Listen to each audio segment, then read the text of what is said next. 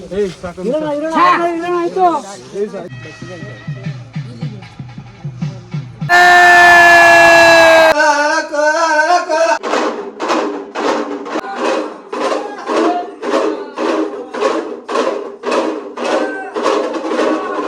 Hello ನಮಸ್ಕಾರ, welcome to green honey Kannada vlogs. ನೀವೆಲ್ಲರೂ already ಇಂದಿನ ವ್ಲಾಗಲ್ಲಿ ನಮ್ಮೂರಲ್ಲಿ ಮಾರಿ ಹಬ್ಬನ ಫಸ್ಟ್ನೇ ದಿನ ಯಾವ ಥರ ಸೆಲೆಬ್ರೇಟ್ ಮಾಡ್ತಾರೆ ಅನ್ನೋದನ್ನು ನೋಡಿರ್ತೀರಾ.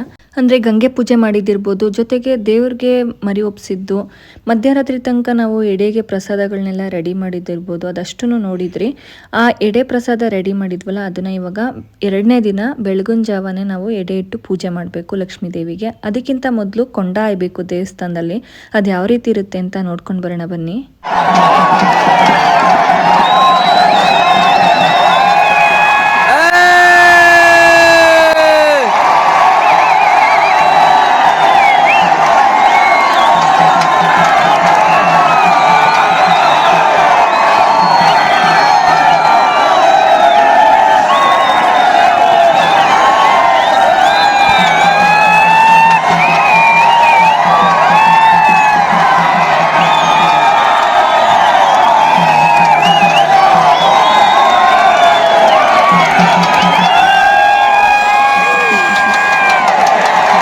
ರಾತ್ರಿ ಕೊಂಡ ಎಲ್ಲ ರೆಡಿ ಮಾಡಿರ್ತಾರಲ್ವ, ಬೆಳಿಗ್ಗೆ ತನಕ ಅದು ಕೊಂಡೋತ್ಸವಕ್ಕೆ ರೆಡಿ ಆಗಿರುತ್ತೆ.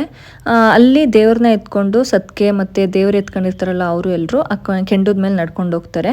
ಅಲ್ಲಿ ಆ ಪೂಜೆ ಆದ್ಮೇಲೆ ನಾವಿಲ್ಲಿ ಎಡೆ ಪ್ರಸಾದಕ್ಕೆ ಪೂಜೆ ಮಾಡಬೇಕು. ಜೊತೆಗೆ ಇಲ್ಲಿ ನಿನ್ನೆ ನಾವು ಗಂಗೆ ಪೂಜೆ ಮಾಡಿ ಮಡಿನೂರು ತಗೊಂಡು ಬಂದಿದ್ವಲ್ಲ, ಅದೇ ಪಾತ್ರೆನಲ್ಲಿ ನಾವಿಲ್ಲಿ ಬೆಲ್ದಾನ ಮಾಡಿದ್ದೀವಿ, ಅದಕ್ಕೂ ಪೂಜೆ ಮಾಡಬೇಕು. ಈಗ ಎಲ್ಲರೂ ಎಡೆ ಇಟ್ಟಿದ್ವಲ್ಲ, ಅದಕ್ಕೆ ಪೂಜೆ ಮಾಡ್ತಾ ಇದ್ದೀವಿ. ಹಾಗೆಯೇ ಇನ್ನೊಂದೇನು ಅಂತಂದರೆ, ದೇವ್ರು ಎತ್ಕೊಂಡು ಅಲ್ಲಿ ಕೊಂಡ ಆಯ್ತಾರಲ್ವ, ಆ ಟೈಮಲ್ಲಿ ನಾವಿಲ್ಲಿ ಎಡೆಗೆ ರೆಡಿ ಮಾಡ್ಕೋತಿರ್ತೀವಿ. ಜೊತೆಗೆ ಎಲ್ಲರ ಮನೆಯಿಂದನೂ ಒಬ್ಬೊಬ್ರು ದೇವಸ್ಥಾನದ ಹತ್ರ ಹೋಗಿ ತೆಂಗಿನಕಾಯಿನ ಹೊಡ್ಕೊಂಡು ಅಲ್ಲಿಂದ ತೀರ್ಥ ತಗೊಂಡು ಬರಬೇಕು ಮನೆಗೆ. ಆ ತೀರ್ಥ ತಗೊಂಡು ಬಂದಮೇಲೆ ಇಲ್ಲಿ ನಾವು ಎಡೆಗೆ ಪೂಜೆ ಸ್ಟಾರ್ಟ್ ಮಾಡಬೇಕು. ಜೊತೆಗೆ ಆ ತೀರ್ಥನ ಮನೆಯಲ್ಲೆಲ್ಲ ಹಾಕಬೇಕು. ಅನ್ವಿ ಕ್ರೀಷ್ಮನು ಎದ್ದೇಳಿಸ್ದೆ, ಅವರು ಎಡೆಗೆ ನಮಸ್ಕಾರ ಮಾಡ್ಕೊಂಡ್ರು. ಜೊತೆಗೆ ಇನ್ನೊಂದೇನು ಅಂದರೆ, ಒಂದು ದೇವಸ್ಥಾನದಿಂದ ತೀರ್ಥ ತಗೊಂಡು ಬರ್ತಾರಲ್ಲ, ಅವಾಗ ಒಂದು ಕೂಗಬೇಕು ಬಾಗ್ಲಲ್ಲಿ ನಿಂತ್ಕೊಂಡು. ಹೇಳ ಮತ್ತೆ ಒಂದ್ಸಲ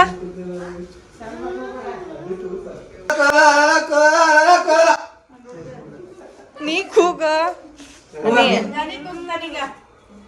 ಹನಿಗೆ ಕೂಗು ಅಂತ ಹೇಳಿದ್ರೆ ಅವನು ನಿದ್ರೆಗಣಲ್ಲಿದ್ದ. ಅಂದರೆ ರಾತ್ರಿ ನಮ್ಮ ಜೊತೆನೆ ಲೇಟಾಗಿ ಮಲಗಿದ್ನಲ್ಲ, ಬೆಳಿಗ್ಗೆನೂ ಎಡೆ ಪೂಜೆ ಮಾಡಬೇಕು ಅಂತ ಬೇಗ ಎದ್ದೇಳಿಸ್ಬಿಟ್ಟಿದ್ವಿ, ಅದಕ್ಕೋಸ್ಕರ ನಿದ್ರೆಗಣಲ್ಲೇ ಇದ್ದ. ಅದಾದ್ಮೇಲೆ ಮನೆಯವರೆಲ್ಲರೂ ಎಡೆ ಪ್ರಸಾದನ ಬೆಳಗಿನ ಜಾವನೇ ಊಟ ಮಾಡಿದ್ವಿ. ಊಟ ಮಾಡಿ ಸ್ವಲ್ಪ ಹೊತ್ತು ಆದ ತಕ್ಷಣನೇ ಇನ್ನು ಕಡ್ಬಡೆ ಅವರೆಲ್ಲರೂ ಬಂದರು.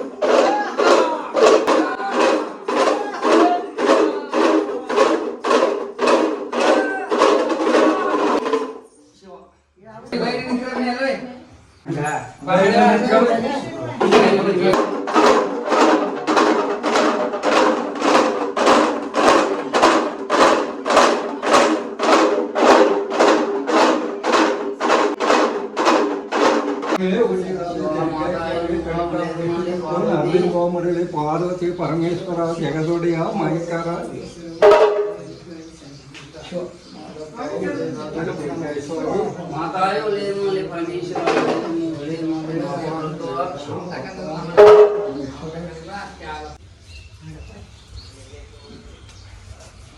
ಅವ್ರು ಹೊರಡ್ತಾ ಇದ್ದಂಗೆ ಇನ್ನು ಅಡುಗೆ ಕೆಲಸ ಸ್ಟಾರ್ಟ್ ಮಾಡ್ಕೊಂಡ್ವಿ. ಯಾಕೆಂದರೆ ಹಬ್ಬಕ್ಕೆ ಗೆಸ್ಟ್ಗಳನ್ನೆಲ್ಲ ಇನ್ವೈಟ್ ಮಾಡಿದ್ವಿ ಅಲ್ವಾ, ಅದಕ್ಕೋಸ್ಕರ ಬೇಗನೆ ಅಡುಗೆ ಮಾಡಿ ಮುಗಿಸಿದ್ರೆ ಅರಿಬರಿ ಇರಲ್ಲ. ಆವಾಗ ಟೆನ್ಷನ್ ಫ್ರೀಯಾಗಿ ಬಂದು ನೆಂಟರುಗಳನ್ನ ಅಥವಾ ಗೆಸ್ಟ್ಗಳನ್ನಾದರೂ ನೀಟಾಗಿ ಮಾತಾಡ್ಸಿ ಕಳಿಸ್ಬೋದು. ಇಲ್ಲಾಂದರೆ ಇನ್ನೂ ರೆಡಿಯಾಗಿಲ್ಲ, ಇದು ಮಾಡಬೇಕು ಅದು ಮಾಡಬೇಕು ಅನ್ನೋ ಟೆನ್ಷನಲ್ಲೇ ಇರ್ತೀವಿ. ಅದಕ್ಕೋಸ್ಕರ ಬೇಗ ಮಾಡಿ ಮುಗಿಸ್ಕೊಳ್ಳೋಣ ಅಂತ ಮಾಡ್ತಾ ಇದ್ದೀವಿ. ಈಗ ಇಲ್ಲಿ ಕಬಾಬಿಗೆ ರೆಡಿ ಮಾಡಿದೆ, ಮತ್ತು ಸಬ್ಬಕ್ಕಿ ಪಾಯಸ ಮಾಡೋಣ ಅಂತ ಸಬ್ಬಕ್ಕಿನ 2 ವಿಷಲ್ ಕೂಗಿಸಿ ಇಲ್ಲಿ ಹಾಲನ್ನ ಕಾಯಕ್ಕಿಟ್ಟೈತೆ. ಜೊತೆಗೆ ಇಲ್ಲಿ ಮೊಟ್ಟೆ ಬೇಯಕ್ಕಿಡಬೇಕು. ಇಲ್ಲಿ ಬೋಟಿ ಗೊಜ್ಜು ರೆಡಿ ಆಗಿದೆ. ಜೊತೆಗೆ ಗೀ ರೈಸ್ ಆಯಿತು. ಇದು ಮಟನ್ ಸಾಂಬಾರು ಬೆಳಿಗ್ಗೆ ಮಾಡಿರೋದು. ರಾತ್ರಿ ಎಡೆಗೆ ಬೇರೆ ಮಾಡಿದ್ವಿ, ಈಗ ಬೆಳಿಗ್ಗೆ ಬೇರೆ ಮಾಡಿದ್ದೀವಿ. ಇನ್ನು ಇಲ್ಲಿ ಚಿಕನ್ ಪೆಪ್ಪರ್ ಡ್ರೈ ರೆಡಿ ಆಗ್ತಿದೆ. ಇಲ್ಲಿ ವೈಟ್ ರೈಸ್ ಆಯಿತು. ಜೊತೆಗೆ ಇನ್ನೊಂದು ಸ್ವಲ್ಪ ಪಾಯಸಕ್ಕೆ ರೆಡಿ ಮಾಡಬೇಕು. ಕಬಾಬ್ ಕರಿಬೇಕು, ಮೊಟ್ಟೆ ಬಾಯ್ಲ್ ಮಾಡೋದಕ್ಕೆ ಇಡಬೇಕು. ಇನ್ನು ಸ್ವಲ್ಪ ಹೊತ್ತಲ್ಲಿ ಅಡುಗೆಗಳೆಲ್ಲ ರೆಡಿ ಆಗುತ್ತೆ. ಅದು ರೆಡಿ ಆಗ್ತಿದ್ದಾಗೆ ನಾವು ರೆಡಿ ಆಗಬೇಕು. ಸಾಮರ್ಥ್ಯ ಇವನು ಸ್ವೀಟ್ ತಿಂತಕ್ತವನೆ ಮೇಲೆ ಹತ್ಬಿಟ್ಟಾನೆ. ಗ್ರೀಷ್ಮ ಅಲ್ಲಿ ಅಪ್ಪ ಮತ್ತು ಮಾವ ಇಬ್ಬರು ಮಾತಾಡ್ತವ್ರೆ. ಆಗಲೇ ಎಲ್ಲರೂ ನೆಂಟರುಗಳೆಲ್ಲ ಬರ್ತಾಯಿದ್ರು. ಅಪ್ಪ ಬಂದಿದ್ದಾರೆ ಊರಿಂದ, ಜೊತೆಗೆ ಇವರು ತಾಳ್ವಾಡಿಯವರು, ಇವರು ಕೂಡ ಬಂದಿದ್ದರು. ಎಲ್ಲರೂ ಒಟ್ಟಿಗೆ ಕೂತ್ಕೊಂಡು ಮಾತಾಡ್ತಿದ್ದಾರೆ. ಅಮ್ಮ, ಆಂಟಿ ಮತ್ತು ದೊರೆಯವರೆಲ್ಲರೂ ಮಾತಾಡ್ತಾ ಕೂತಿದ್ರು ಅವ್ರ ಜೊತೆ. ಒಂದು ಕ್ವಿಕ್ಕಾಗಿ ಏನೇನೆಲ್ಲ ಅಡುಗೆಗಳಿತ್ತು ಅನ್ನೋದನ್ನು ಹೇಳ್ತಾ ಹೋಗ್ತೀನಿ ಬನ್ನಿ. ಈಗ ಮೊದಲನೇದಾಗಿ ಇಲ್ಲಿ ಬ್ಲಡ್ ಫ್ರೈ, ಕಬಾಬ್, ಆನಿಯನ್ನು ಮತ್ತು cucumber, payasa, ghee rice, mutton sambar, next pepper dry, next ಮೊಟ್ಟೆ, ಜೊತೆಗೆ ಬೋಟಿ ಗೊಜ್ಜು ಮಾಡಿದ್ವಿ. ಬಂದವ್ರಿಗೆ ಊಟಕ್ಕೆ ಅಂತ ಇಲ್ಲಿ ಹೊರ್ಗಡೆ ಒಂದು 3-4 ಟೇಬಲ್ನ ಹಾಕ್ಸಿ ಒಂದಿಷ್ಟು ಚೇರ್ಗಳನ್ನ ರೆಡಿ ಮಾಡ್ಕೊಂಡಿದ್ವಿ, ಊಟಕ್ಕೆಲ್ಲ ಬಡ್ಸೋಕ್ಕೆ ಈಸಿ ಆಗಲಿ ಅಂತ. ಇದಿಷ್ಟು ಹಬ್ಬದ ಪ್ರಿಪ್ರೇಷನ್ ಆಗಿತ್ತು 2ನೇ ದಿನ. ಜೊತೆಗೆ ನಾನು ಈ ಥರ ರೆಡಿಯಾಗಿದ್ದೆ. ನೆಕ್ಸ್ಟ್ ರಾತ್ರಿ ಎಲ್ಲ ನಿದ್ರೆ ಇಲ್ಲ, 2 ಗಂಟೆ ತನಕ ಅಡುಗೆ ಮಾಡಿದ್ದಾಯಿತು ಎಡೆ ಪೂಜೆಗೆ ಬೆಳಿಗ್ಗೆ. ಅದಾದಮೇಲೆ ಇವಾಗ ಬೆಳಗಿನ ಜಾವನೇ ಊಟ ಎಲ್ಲ ಮುಗಿಸ್ಕೊಂಡು ಅದಾದಮೇಲೆ ಅಡುಗೆಗಳೆಲ್ಲ ಸ್ಟಾರ್ಟ್ ಮಾಡಿ ಇವಾಗ 1 ಗಂಟೆ ಅಂದರೆ 12ವರೆಗೆ ಅಡುಗೆ ಎಲ್ಲ ಮುಗೀತು. ಅದಾದಮೇಲೆ ನಾವು ಸ್ವಲ್ಪ ಫ್ರೆಶ್ ಆಗಿ ರೆಡಿಯಾಗಿ ಇವಾಗ ಗೆಸ್ಟ್ಗಳೆಲ್ಲ ಬರ್ತಾ ಇದ್ದಾರೆ, ಅವ್ರುಗಳಿಗೆಲ್ಲ ಊಟ ಬಡಿಸ್ಕೊಡ್ಬೇಕು. ಅದಾದಮೇಲೆ ನಾವುಗಳೆಲ್ಲ ಊಟ ಮಾಡಬೇಕು. ಈ ರೀತಿ 2ನೇ ದಿನ ಇರುತ್ತೆ ಹಬ್ಬದ ದಿನದಲ್ಲಿ ಅಂತ ಹೇಳ್ತಾ ನೆಕ್ಸ್ಟ್ ಗೆಸ್ಟ್ಗಳೆಲ್ಲ ಬಂದಿದ್ದಾರೆ. ನಮ್ಮೂರ ಹಬ್ಬಕ್ಕೆ ನಮ್ಮ ಮನೆಗೆ ಯಾರ್ಯಾರೆಲ್ಲ ಬಂದಿದ್ರು ಅಂತಂದರೆ ಆಲ್ರೆಡಿ ನಿಮ್ಗೆ ಹೇಳ್ದಾಗೆ ಇವರು ತಾಳ್ವಾಡಿಯವರು, ಅಮ್ಮಂಗೆ ರಿಲೇಷನ್ ಆಗಬೇಕು. ಒಂದು ರೀತಿ ಖುಷಿ ಅನಿಸುತ್ತೆ ಹಬ್ಬಗಳು ಬಂದಾಗ. ಎಷ್ಟೋ ದಿನ ಆದಮೇಲೆ ಮತ್ತೆ ಸಿಗ್ತೀವಿ, ಎಲ್ಲರೂ ಒಟ್ಟಿಗೆ ಮಾತಾಡ್ತೀವಿ. ಫ್ಯಾಮಿಲಿಗಳ ಮಧ್ಯೆ ಬಾಂಧವ್ಯ ಬೆಳೆಯೋದ್ರ ಜೊತೆಗೆ ಒಂದು ರೀತಿ ನಮ್ಮ ಒಪಿನಿಯನ್ಗಳನ್ನ ಶೇರ್ ಮಾಡ್ಕೋತೀವಲ್ಲ, ಅದು ಈಗಲೂ ಇದೆಯಲ್ಲ ಅಂತ ತುಂಬಾ ಖುಷಿ ಅನಿಸುತ್ತೆ.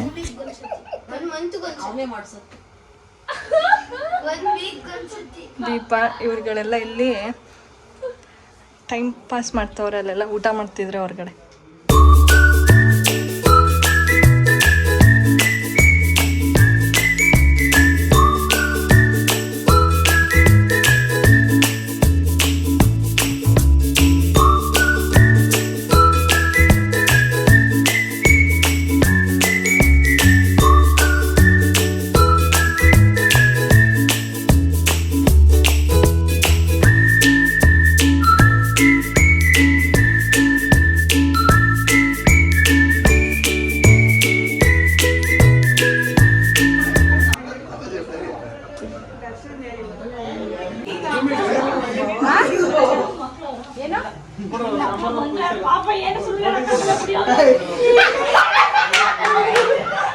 ಎಲ್ಲರೂ ಊಟ ಮುಗಿಸ್ಕೊಂಡು ಹೊರಗಡೆ ಎಲ್ಲ ಕಸಿನ್ಸ್ಗಳು ಮಾತಾಡ್ತಾ ಕೂತಿದ್ದಾರೆ. ಇನ್ನು ಇವ್ರು ಯಾರು ಅಂತ ಹೇಳಿದ್ರೆ, ಇವರು ನಮ್ಮ ದೊಡ್ಡತ್ತೆ ಮೊಮ್ಮಗ ಪುನೀತ್ ಅಂತ, ಇವಳು ಕೀರ್ತನ, ಅವ್ರನ್ನ ಮದುವೆ ಆಗೋ ಹುಡುಗಿ. ಇವರು ಊಟ ಮುಗಿಸ್ಕೊಂಡು ಹೊರಟ್ರು. ಇನ್ನೊಂದು ವಿಷಯ ಏನು ಅಂತಂದರೆ, ನಾನು ಎಲ್ಲ ಗೆಸ್ಟ್ಗಳನ್ನೂ ಕ್ಯಾಪ್ಚರ್ ಮಾಡೋಕ್ಕಾಗಿಲ್ಲ. ಅಂದರೆ ನಾವುಗಳೇ ಊಟ ಬಡಿಸ್ತಿದ್ವಿ ಅಲ್ವಾ, ಅಂದರೆ ಒಳಗಡೆ ಹೋಗಿ ತೊಗೊಂಡು ಬರಬೇಕು ಮತ್ತು ಹೊರಗಡೆ ಬಂದಿರೋರನ್ನ ಮಾತಾಡಿಸ್ಬೇಕು.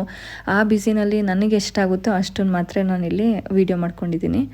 ಅವರನ್ನೆಲ್ಲ ಕಳಿಸಿ ಬಾಯ್ ಮಾಡಿ ಬರೋಷ್ಟರಲ್ಲಿ ನಮ್ಮ ಭಾವಂದರು ಮತ್ತು ನನ್ನ ತಂಗಿ ಹಸ್ಬೆಂಡ್ ಎಲ್ಲರೂ ಬಂದಿದ್ದರು. ಈಗ ಅವರು ಮತ್ತು ನಮ್ಮಪ್ಪ ಮತ್ತು ದೊರೆಯವ್ರ ಫ್ರೆಂಡ್ಸ್ಗಳು ಅವರೆಲ್ಲರೂ ಊಟಕ್ಕೆ ಕೂತಿದ್ದಾರೆ. ಅವರೆಲ್ಲ ಊಟ ಮಾಡಿಕೊಂಡು ಸ್ವಲ್ಪ ಹೊತ್ತು ಟೀ ಕುಡ್ಕೊಂಡು ಮಾತಾಡ್ತಾ ಕೂತಿದ್ದಾರೆ. ಈ ರೀತಿ ನಮ್ಮೂರಿನ ಹಬ್ಬದ 2ನೇ ದಿನ ಇರುತ್ತೆ. ಜೊತೆಗೆ ಇನ್ನೊಂದು ಇಂಪಾರ್ಟೆಂಟ್ ವಿಷಯ ಏನು ಅಂತ ಹೇಳಿದ್ರೆ, ಇವತ್ತಿನ ದಿನ ರಾತ್ರಿ ಬೆಳಗಿನ ಜಾವ ಅಂದರೆ 3ನೇ ದಿನಕ್ಕಾಗುತ್ತೆ ಅದು. ಬೆಳಗಿನ ಜಾವ 4:30-5 ಗಂಟೆಗೆ ಬೆಳಿಗ್ಗೆ ಕೊಂಡ ಹಾತಿರ್ತಾರಲ್ವ ದೇವ್ರ ಎತ್ಕೊಂಡು, ಅವ್ರಿಗೆ ದೇವ್ರು ಬಂದಿರುತ್ತೆ. ಅವರು ದೇವ್ರ ಎತ್ಕೊಂಡು ಮೆರವಣಿಗೆ ಬರ್ತಾರೆ. ಅದು ಯಾವ ಥರ ಇರುತ್ತೆ ಅಂತ ನೀವು ನೋಡಿ. ಜೊತೆಗೆ ನಿಮ್ಮೂರಲ್ಲಿ ಯಾವ ದೇವ್ರನ್ನ ಪೂಜೆ ಮಾಡ್ತಾರೆ ಅನ್ನೋದನ್ನು ಕಮೆಂಟ್ ಮಾಡಿ ತಿಳಿಸಿ.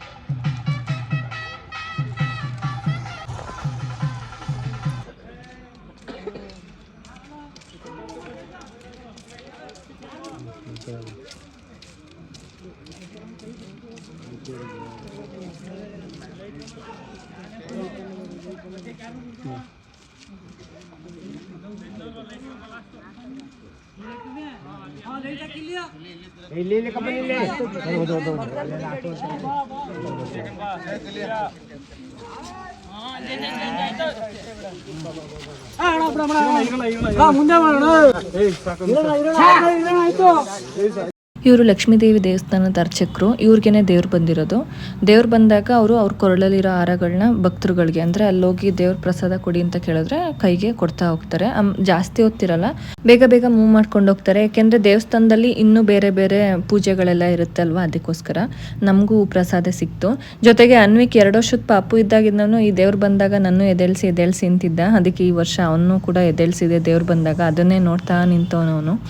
ಈ ರೀತಿ ನಮ್ಮೂರ ಹಬ್ಬದ 2ನೇ ದಿನ ಇತ್ತು ಅಂತ ಹೇಳ್ತಾ ಮತ್ತೊಂದು ವ್ಲಾಗಲ್ಲಿ ಮತ್ತೆ ಸಿಗೋಣ. ಅಲ್ಲಿ ತನಕ ಎಲ್ರಿಗೂ take care, bye bye, thank you for watching.